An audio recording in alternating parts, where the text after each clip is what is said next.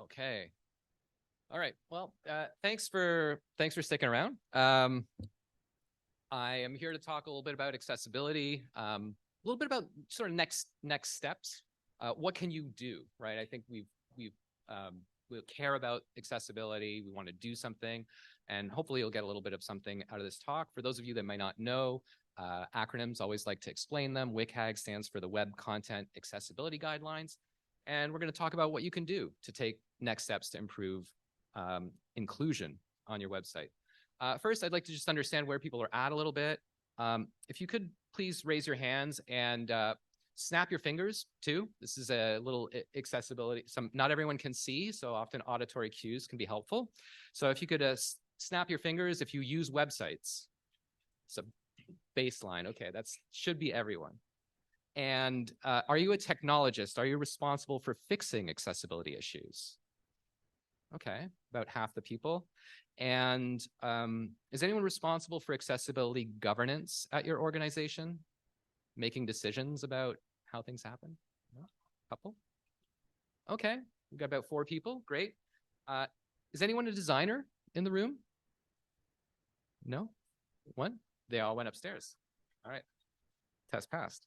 All right. Has anyone done an accessibility audit before? Snap, please.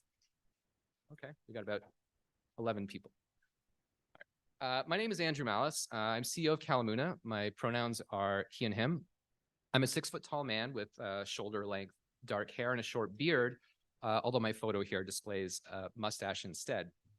Kalamuna cares a lot about web accessibility. We believe the internet should be built for everyone, not for fear of legal consequence, but because it's the right thing to do. And without diminishing the negative consequences of non-compliance, we invite organizations and individuals to approach web accessibility with humans in mind. We want to share with you some of what we've learned over the past decade plus of doing this work. We have a lot to cover today. I may speak a little quickly. Hopefully, if you need me to slow down, let me know. But first, let's start with some principles. They're important, they're foundational. Inclusion ultimately is about, it's an organizational effort and practice in which different groups or individuals having different cultural backgrounds and social, different backgrounds are culturally and socially accepted and welcomed and treated equally. This means regardless of race, religion, age, gender, ability, everyone is treated respectfully and equally. And equity is really the key here, and this is foundational to how we believe we should approach accessibility.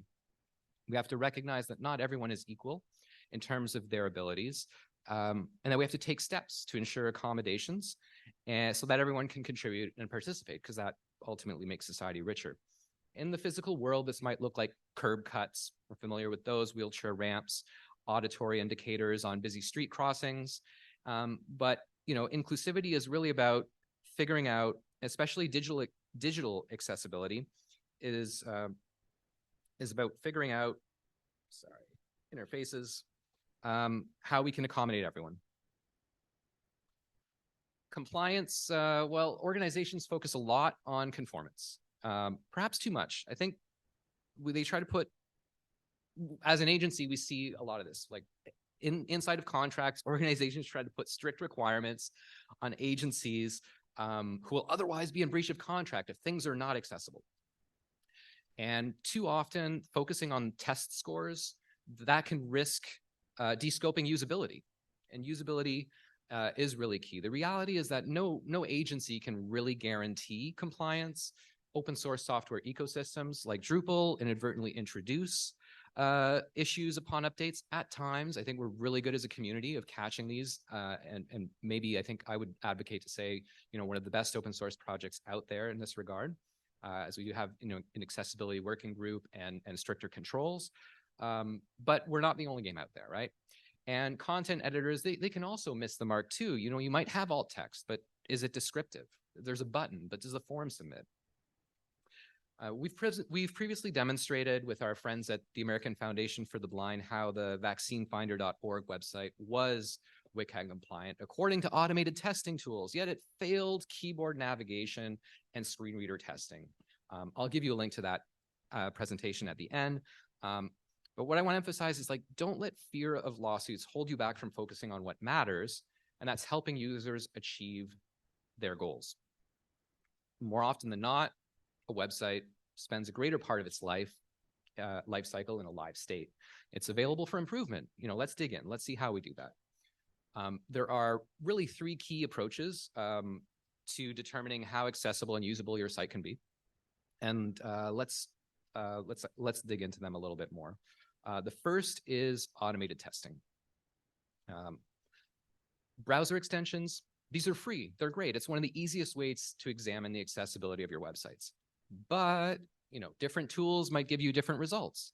And you shouldn't really just trust one tool because, here's two examples. One using Wave and Axe Core. These are two really great browser extensions, which we highly recommend. They found entirely different issues on the same web page. Sometimes tools may report false positives, like low contrast text on visually hidden headings. That is not necessarily, they're hidden to begin with. The screen readers will understand them. They're not there for sighted people. So you have to, kind of understand a little bit how to interpret those outcomes. Additionally, there are site-wide scanning tools. These are crawlers. They can be resource intensive. They'll go through your whole site. They're generally not free because of that intensive resource demand, and that can sometimes put a strain on our organizational budgets, but they're really helpful for catching content issues since they scan every page on your site and they can be set up to do so routinely. But they also can provide you really valuable governance tools, identifying when regressions have occurred or demonstrating improvements over time. And in the case of, sometimes that's really important to show that you're doing something, right? You're making progress in steps, forwards or backwards, and great for managers in particular. But it can be frustrating when these tools are flagging the same issues again and again, and you add a new page, and then you got to keep excluding stuff. So there are some pitfalls about re-ignoring those false positives again, but these are also some other ways in which you can keep an eye on your site.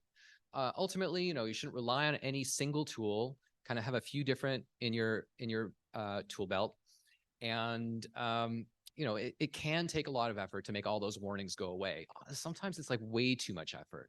Really focusing on usability, focusing on is really key. You're not going to guarantee usability by focusing on the score. Usually, if you focus on the usability, the score kind of takes care of itself, right? There's a famous basketball coach. What was his name again?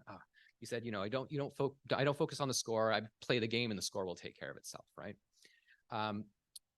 Automated tests, they can only catch somewhere between 30 and 57% of issues.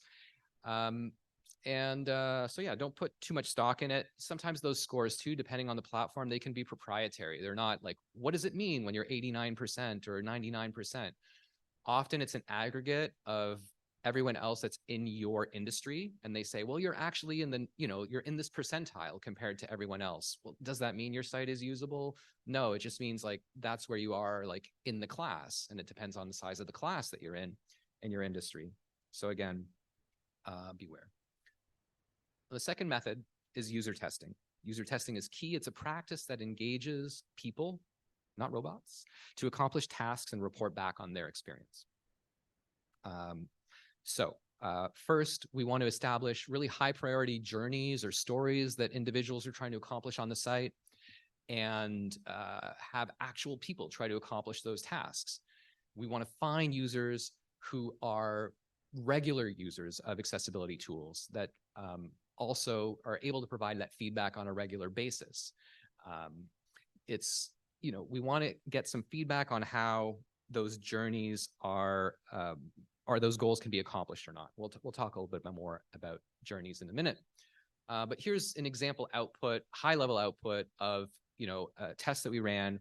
And there are 5 different tasks or journeys that users tried to accomplish, and a resulting success rate, based on those. And inside of those, there's a lot more detail that gets generated, and we'll look at those.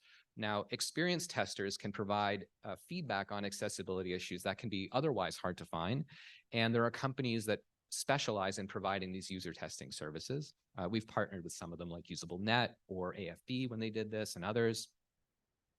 And here's what an example journey might look like. So in this case, our journey is described as a user can navigate to the how to apply page and follow the instructions. It's fairly basic. There's a URL. There's some instructions about how to proceed.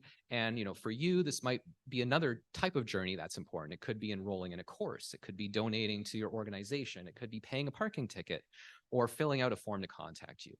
And these goal-based methods are really, really useful because they focus on usability and the outcomes that you're trying to achieve and the whole reason for being of your website, right? It's why you built it, so people can do these things. You didn't build it so you could pass a score. You want to accomplish those things. And if you're not having users accomplish those goals, well, then, you're not really doing your job, and everyone wants to do their job well, right?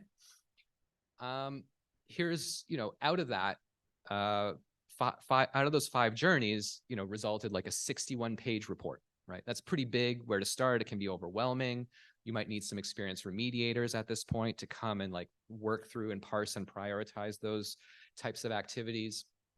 But the reason I'm sharing this is just to create some set of expectations and hopefully maybe, a little bit more familiarity, lower the barrier to entry to some of you to be undertaking some of these activities for yourselves.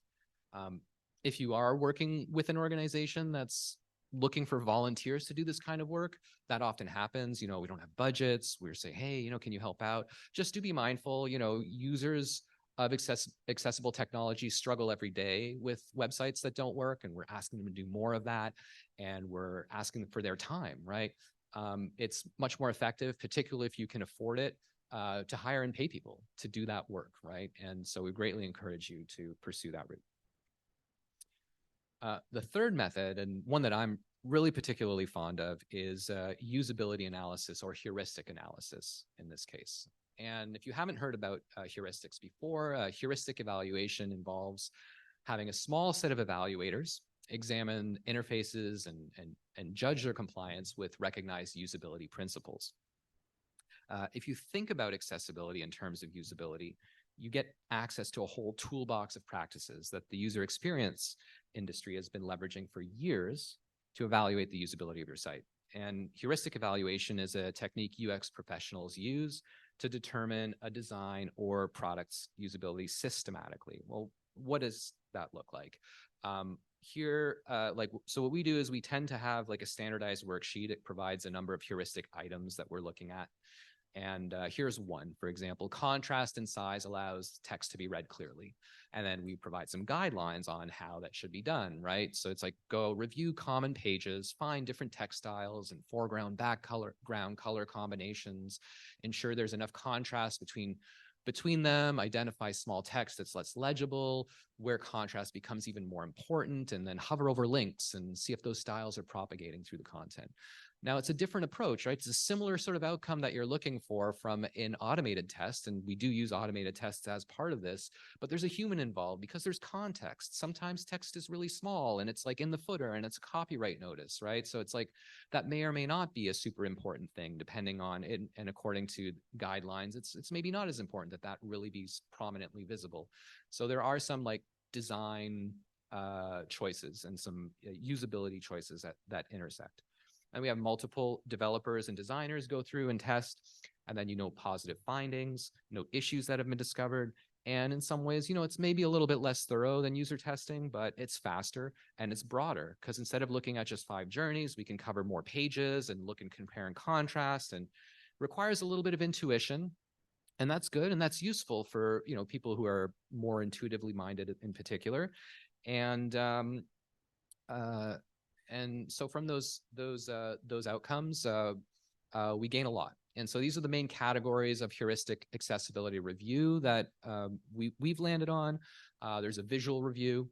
We look at navigation through the mouse, the keyboard, mobile, screen reader, and increasingly also voice command is another one we look at too now.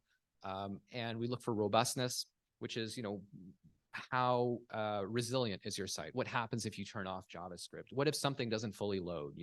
How can these factors in maybe low bandwidth situations impact the usability of the site? And last, cognitive considerations, which a lot of the time have to do with navigation, but not always. It can be about the accessibility of language and site comprehension. those can be a little bit, those are very, very difficult for any automated tool to be able to provide insight into. So there are some pros and cons. Heuristic analysis is very efficient. It's focused on usability, finds issues that code compliance with code that isn't compliant, but that is compliant but might not be usable. And it doesn't depend on automated tools. It can use them. We want to do it judiciously. The cons are that it does require some expert knowledge, trained UX practitioners, designers, developers. It can require multiple reviewers to catch most of the issues and sort of cross-check those. It's not comprehensive. You're not going to look at the entire website. And it's less focused on legal compliance, and if ultimately that is important to you. But, as Pareto's principle applies here, 80% of the issues are usually, stem from like 20% of, if you fix 20% of the problems, it fixes like 80% of what you've got going on. Now, not every organization can afford to engage in a process of heuristic analysis, and that's fair. But that doesn't mean you can't DIY something. And maybe you're intimidated, but it's not as hard to start as you might think. Step one starts with one finger, and you can just use it to press and tab on your keyboard and see if you can navigate through all the links. Do you get trapped? Are you unable to exit a modal? Are you unable to get to different places? Keyboards and the keyboard interface and the standards that they use are as close as any other interface element to the way that accessibility technologies and assistive technologies are designed. So chances are, if things are keyboard navigable, other interfaces like eye tracking, straws, straw-based blowing interfaces, voice-activated interfaces, they will all function as well. And so we really encourage, keyboard navigability. Most people know how to use a keyboard. Try a screen reader. It's if you're on Windows, you can try NVDA, which stands for Non-Visual Desktop Access. It is free. It can be a little intimidating, but there are plenty of online tutorials, and you can learn within the same day how those tools work. Apple has VoiceOver built in, and you might not be able to catch every issue, but just start somewhere, see what you can do, and build on it from there.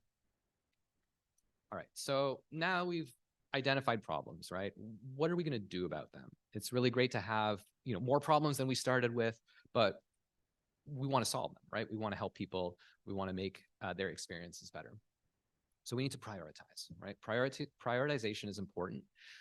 We all have limited time and resources, and it's not always possible to fix everything. Or even if it is possible to fix everything, we want to start with quick wins, things that we can deploy that will fix things immediately for users or as immediately as possible. And some things are going to take longer and be more complex. There really is no end to the accessibility issues, improvements that you can find out there on your website, because standards are changing and new technologies are getting implemented and content is being created. So really you want to focus on where the major roadblocks are on those journeys. Can users achieve their ends? And let's really try to get those things sorted out first. And that's how we prioritize.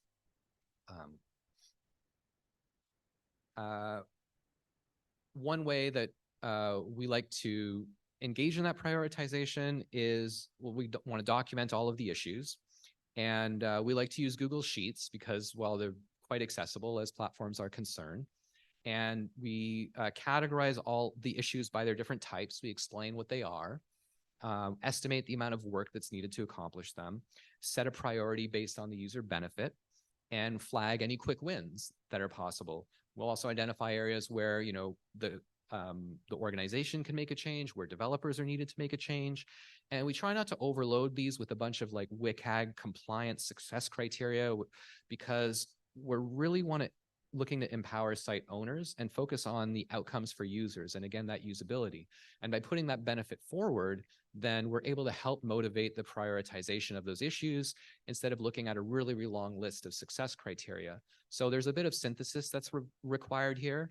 And this is helpful in the prioritization, because, hey, something might be really valuable or less valuable. It could take more time, more cost, and this allows for greater transparency. Some of those high priority issues that we find, the most common ones, are keyboard focus and visibility traps, where the keyboard can't escape. Issues with site navigation, mobile navigation. Sometimes mobile navigation is designed in a way that, like on a smaller screen or a smaller browser window size, or it just sort of breaks everything, right? It doesn't really work anymore.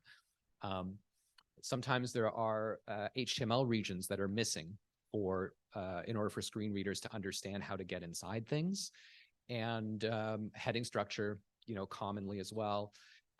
Overlays that don't work, text embedded in images. There are, of course, all of your standards, like there's no alt text and all these other things, but these are areas that maybe are more typically found in CMS sites that have been built and crafted.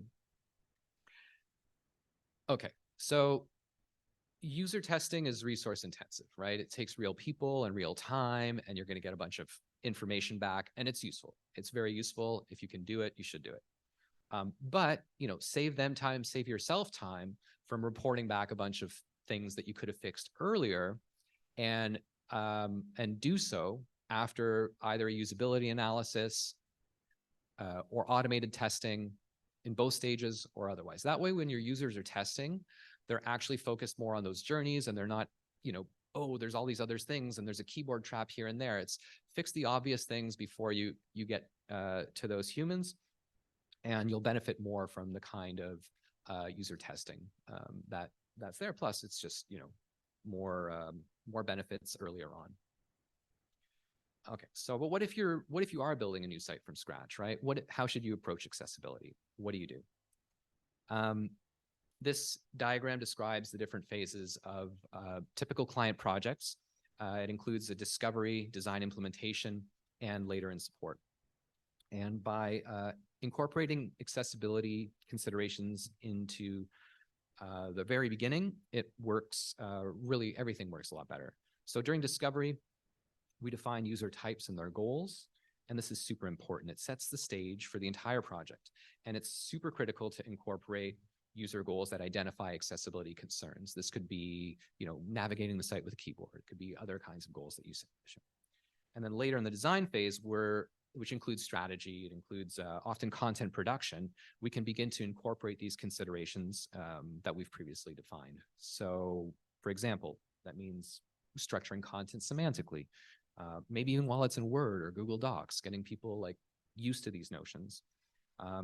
Taking into account, when we're making wireframes, labels and other kind of semantic structures, menu structure, wayfinding, important interactive elements. And once that visual design is completed, we look at things like color contrast, UI elements, inline links, focus states, and we consider progressive enhancement techniques for motion, animation, transitions. And then later in support and development, then it's really just too late, right? It's too late. If you've built a skyscraper, you don't think about putting an elevator in after the fact, right? You want to design that elevator and incorporate it into your initial plans. A curb cut is one thing, elevator, these are sort of major structural issues. So don't leave it till the end. In summary, from a design perspective, design with usability in mind from the start. Define early on what success criteria you're trying to meet for those general targets. Typically, we tend to see WCAG AA most commonly used, and document and validate your design choices along the way.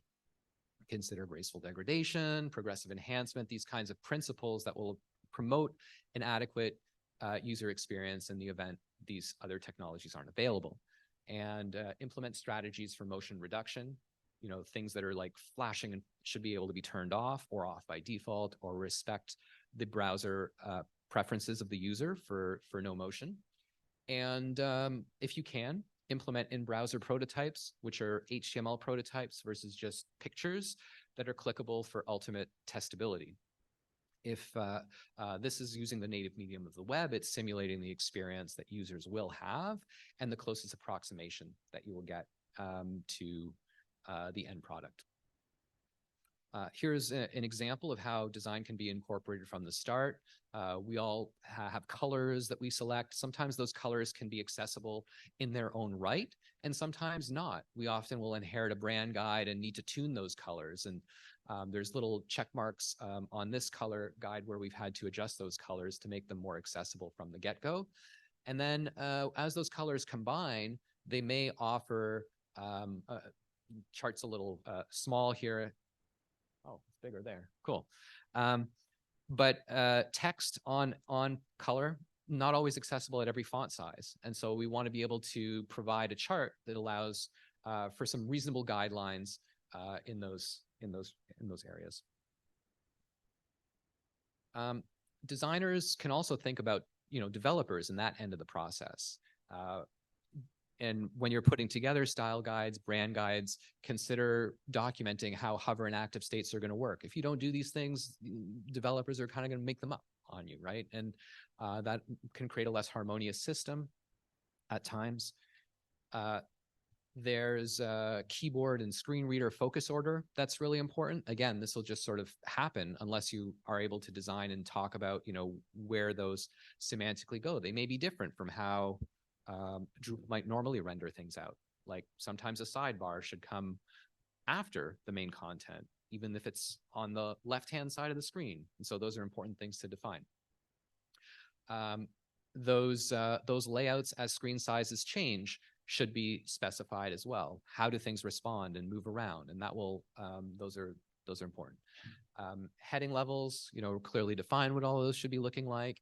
And define as well things that you can't see. Designers are really big on visuals, but there's part of the process that is structural and semantic. So those sections and menus, things like identifying the main menu, or if you have like upcoming events and it's just a list of events, someone's going to have to make up a heading for that says, list of events or whatever. Make sure that you've documented all of your form elements and your HTML elements, and that icons and alt and hidden text are all well articulated. And from a development perspective, make sure that your HTML5 elements are using implicit roles rather than ARIA attributes. ARIA is very declarative. It will tell you like what something is supposed to be. Like here, this is a navigation element, right? So instead of having a div that says ARIA role navigation, like use a proper semantic structure instead, because all of those area attributes are going to be read out by screen readers. And that can just create a lot of verbosity and a less pleasant experience. We've been having a lot of success using the details element as a native HTML element for expandable elements. And also pay special attention to your navigation and page structure. Remember that computers are not that great at ensuring accessibility. Overlays, AI, we'll talk a little bit more about AI later, I promise. They don't solve all your problems, right? Like, really don't get me started on overlays. A lot of companies are out there selling like, oh, install this thing, it'll make your site accessible. It does not. It's worse. It makes it worse, right? Like then you create like this unique interface people need to figure out when all the tools are right there, like in the browser and the accessible technologies. And it really, it checks a box for you, but it does not, serve your purpose. Anyways, last, use code that's proven to be accessible, like Drupal, and then be careful not to make it inaccessible. And don't trust that common libraries are necessarily accessible either. Dig in a little bit more. We brought a lot of accessibility improvements to Bootstrap itself back in the day. Contribute those back when you find them. It's going to be to the benefit of like the world and our community. Content editing. This is where a lot of accessibility issues can arise. And we want to try to architect websites to ease that burden. Defining sections, right? Leaving everything into a giant WYSIWYG with unstructured data and asking people to structure it themselves. Let's give a little bit of help, right? If it's possible to break those sections out, define them, add H2s in there as required fields so those things can be identified with the option to visually hide them. That way you're forced in the content management to describe what it is that you're, going to present. Restrict, this can be, variable depending on the site that you're putting together, but restricting the headings to H3 or below, could be H2 depending on your site design. So you can't post H1s inside of a WYSIWYG area because those already exist, elsewhere on your site. And leverage the media library to insert images or other tools that can allow you to make alt text required. Okay, so like, how do you make all this happen, right? Or keep it from falling apart, right? Rules, agreements, conditions that we set for success, these constitute governance. And education plays a really important role here. You want to create pathways for knowledge that empower everyone within the organization, avoid silos while supporting expertise, right? We haven't seen like a lot of success unless someone is really owning that accessibility mandate. If you ever worked in a corporate office, there's usually someone who's like the fire marshal and they've got that little like hat, the fireman's hat on their desk, and you do like the fire drills and they run out. You need like an accessibility fire marshal type of person who's going to like be a champion for that cause, right? You need buy-in from the top. Without buy-in from the top and someone saying this is important, like nothing else is going to happen, right? That championship is really key. And you need policy that's going to reinforce your culture. That accessibility should be enshrined as well in your content governance processes. Eventually you'll get there, just some tips on that governance model. Emphasize plain language in your writing. There are some tools nowadays like Hemingway that will allow you to visualize that. Fleisch Kincaid is a testing score that will tell you about the reading level of your content. I was talking to someone at another conference and they had written all this really accessible government copy, and then their boss had said you got to rewrite this. It's not governmenty enough. It was too accessible, right? So there is a real culture change that needs to happen at times. That in 8th grade reading level. So I don't have this stat for Canadians, but in 8th grade reading level reaches about 80% of Americans. And so, right for inclusivity, gatekeeping is important to keep from posting inaccessible PDFs. It's great that, you can manage all that content, you can put stuff up there, but that doesn't necessarily mean that you should. You might have a bunch of bad things up there, but stop it today. Say we're not going to post PDFs anymore unless they're accessible, and you need to go through these steps to make sure that they are approved before they can be posted. Create some guides on how to craft proper alt text, and deploy one of those automated solutions that can monitor your situation to see if changes have occurred. Last, think about investing in manual versus automated translation whenever possible. The robots have become great and increasingly sophisticated, but they do lack cultural context and sensitivity. They may not understand the implications of, color and image and how things are expressed to various cultures. Right, as promised and mandated, we must talk about artificial intelligence, which will of course solve all of our problems. Now, do be careful. AI lacks emotion. That's a plus sometimes, right? But it's also missing a lot of context. And increasingly, we're seeing a lot of tools incorporate these, into their platforms because it's all exciting, it's new, it's going to make things easier. Solutions like DAMs, digital asset management tools, content management systems, even Microsoft Word, they're using these systems and baking it in. And it seems like they're trying to help you and do a great thing. But let's take a look at some of those outcomes, right? So here's some example alt text for an image that was crafted.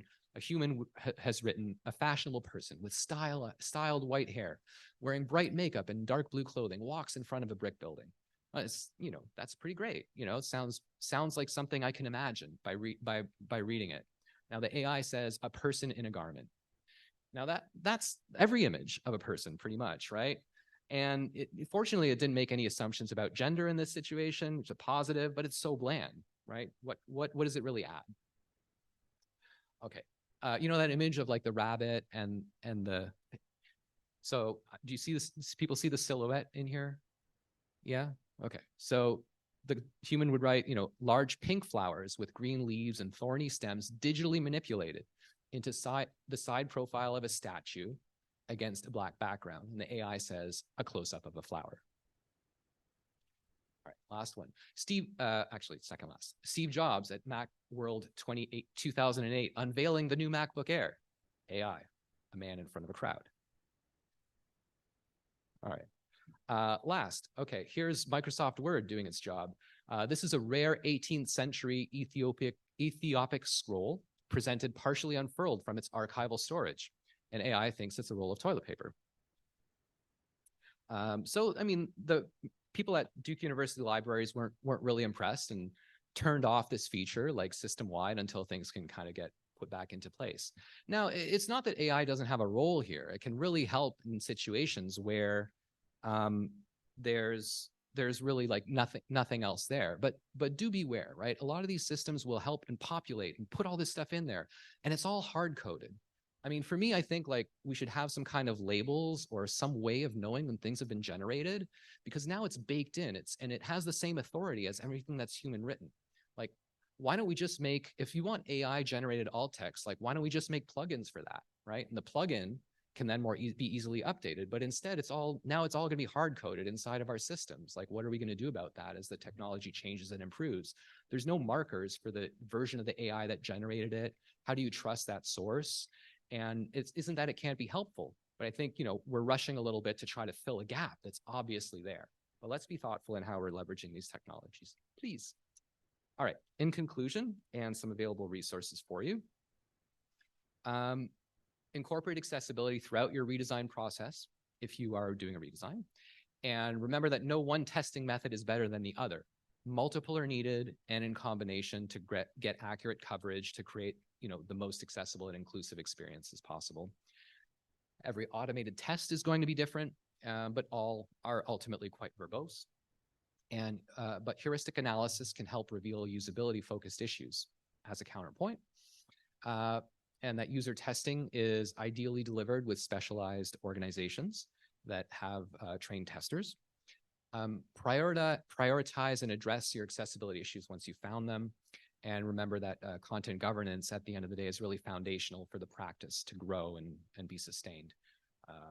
AI, of course, can't solve all of our problems.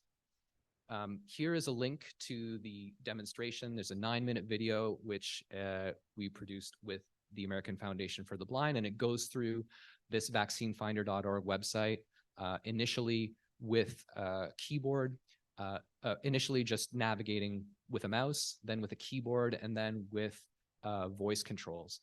This is a great demonstration if you need to convince anyone as to the need for testing and the deficiencies of sites being, passing standards.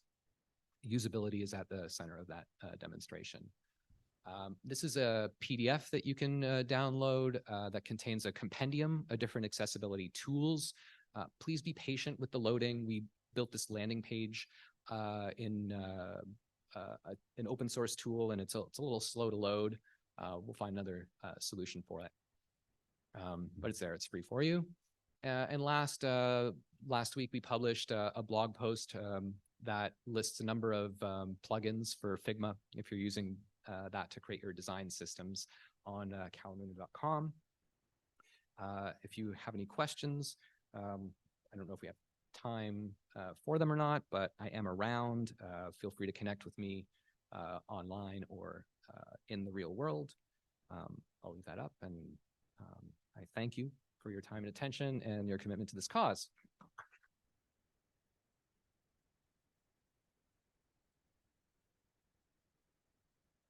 Is there someone else running the show? Questions? Yes, please. Yes.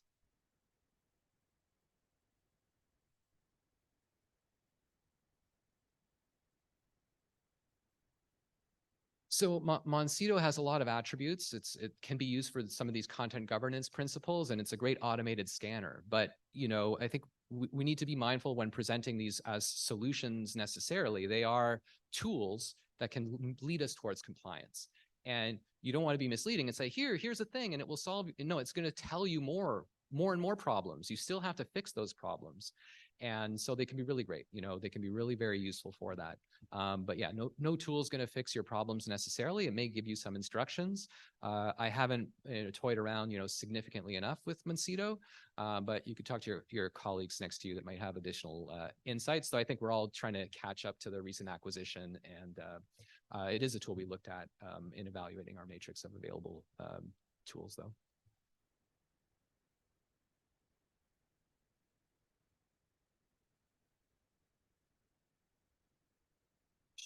Sure. But again, my message here is that compliance is one thing and usability is another, right? Passing that off to anyone else, it shirks your responsibility towards your end users and doesn't guarantee that they're reaching their goals, right? You can perhaps be sticking your head in the sand thinking you're doing well, but we need to check in on those things. We can't kind of offload all of that. That said, some organizations, they do use user tests, but they may not necessarily understand the business principles they need to be testing for and the usability that's really truly important to you and your end users.